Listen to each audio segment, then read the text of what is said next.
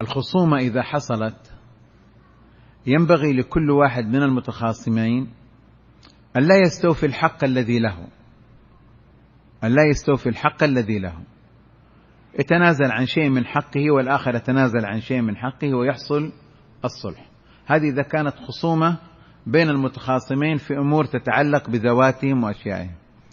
أما الخصومة التي تتعلق بأمور الدين، يعني هذا عنده مخالفات ونحن نخاصمه من أجل هذه المخالفات، فالخصومة الدينية ليس فيها تنازل وليس فيها أن أنا أصطلح معك، هذا دين الله ما هو ديني وما هو شيء بيدي، لكن أنت ينبغي أن تتقي الله.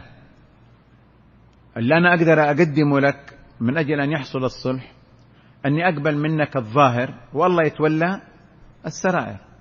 مثلا إذا في خطأ خلاص أنت أعلن مثلا توبتك ورجوعك عن هذا الخطأ، وأنا أتقبل منك هذا في الظاهر، وإن شاء الله أكف لساني عنك إلا ينظهر منك شيء خلاف ذلك، لأنه هذا دين. أنا ما بيدي أني أتنازل لك عن أمر من أمور الدين أو الشرع، أقول لك يلا مسموح لك مثلا أنك تمشي مع أهل البدع هؤلاء إلى هذا الحد، غير كذا لا، ما هو بيدي أنا، هذا دين الله وشرع الله. لكن أنا متعبد شرعا بأني أقبل منك الظاهر والله يتولى السرائر.